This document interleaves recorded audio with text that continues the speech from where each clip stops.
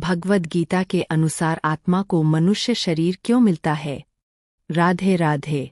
आज हम भगवद गीता के एक ऐसे रहस्य को समझने का प्रयास करेंगे जिसे यदि मनुष्य समझ ले तो उसके जीवन को देखने का दृष्टिकोण बदल सकता है। प्रश्न है, यदि आत्मा न कभी जन्म लेती है और न कभी मरती है तो फिर उसे बार बार मनुष्य शरीर क्यों मिलता है? क्या ईश्वर हमें बार बार इस संसार में भेजते हैं या इसके पीछे कोई गहरा नियम कार्य कर रहा है? श्री कृष्ण अर्जुन से कहते हैं कि आत्मा अविनाशी है, उसे कोई शस्त्र काट नहीं सकता, अग्नि जला नहीं सकती, जल भिगो नहीं सकता और वायु सुखा नहीं सकती। इसका अर्थ है कि मृत्यु केवल शरीर की होती है, आत्मा की नहीं। फिर भी हम देखते हैं कि जन्म होता है, मृत्यु होती है और एक नया जीवन आरंभ हो जाता है। ऐसा क्यों? भगवद गीता बताती है कि आत्मा स्वयं बंधन में नहीं होती, लेकिन जीव अपने कर्मों, इच्छाओं और आसक्तियों के कारण जन्म मृत्यु के चक्र से जुड़ा रहता है। जब मनुष्य कोई कर्म करता है तो वह केवल एक कार्य करके समाप्त नहीं हो जाता। प्रत्येक कर्म मन पर एक संस्कार छोड़ता है, प्रत्येक इच्छा एक नई चाह पैदा करती है, प्रत्येक आसक्ति जीव को संसार से और अधिक बांध देती है। यही संस्कार और यही इच्छाएं अगले जन्म का कारण बनते हैं। इसे एक सरल उदाहरण से समझिए। यदि किसी यात्री की यात्रा अभी पूरी नहीं हुई है तो वह एक वाहन छोड़कर दूसरा वाहन लेता है और अपनी यात्रा आगे बढ़ाता है। उसी प्रकार आत्मा नहीं बदलती, लेकिन कर्मों की यात्रा पूरी करने के लिए जीव नए नए शरीर धारण करता हुआ दिखाई देता है। अब प्रश्न उठता है कि मनुष्य शरीर ही इतना महत्वपूर्ण क्यों माना गया है? क्या अन्य जीवों में आत्मा नहीं होती? होती है। प्रत्येक जीव में आत्मा है, लेकिन मनुष्य को ईश्वर ने एक विशेष वरदान दिया है, विवेक। मनुष्य अपने जीवन पर विचार कर सकता है। वह यह पूछ सकता है कि मैं कौन हूँ, मैं क्यों आया हूँ, मुझे क्या करना चाहिए। यही विवेक मनुष्य को अन्य जीवों से अलग बनाता है। भगवान श्री कृष्ण बताते हैं कि मनुष्य स्वयं अपना मित्र भी बन सकता है और स्वयं अपना शत्रु भी। यदि मन इंद्रियों के पीछे भागता रहेगा तो इच्छाएं कभी समाप्त नहीं होंगी। एक इच्छा पूरी होगी, दूसरी जन्म ले लेगी। यही इच्छाएं जीव को बार बार संसार की ओर खींचती रहेंगी।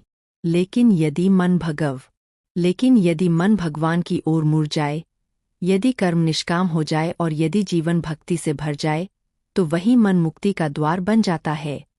आज हम सोचते हैं कि जीवन का उद्देश्य केवल धन कमाना, परिवार बनाना और सुख प्राप्त करना है। लेकिन यदि यही अंतिम उद्देश्य होता तो संसार का सबसे धनी व्यक्ति सबसे अधिक शांत होता।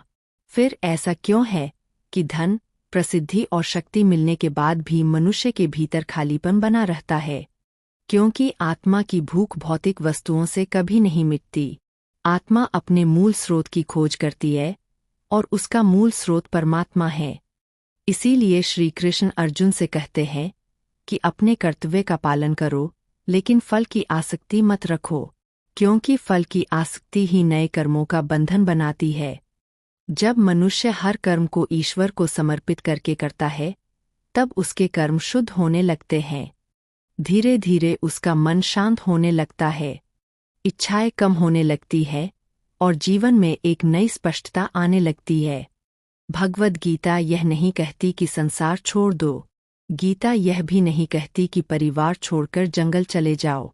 श्री कृष्ण अर्जुन को युद्ध भूमि से भागने के लिए नहीं कहते। वे कहते हैं कि अपने कर्तव्य को ईश्वर की पूजा समझकर निभाओ।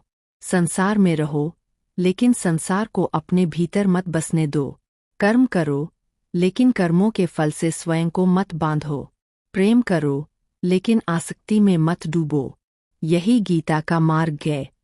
जब मनुष्य इस मार्ग पर चलना शुरू करता है, तब उसका जीवन धीरे धीरे बदलने लगता है।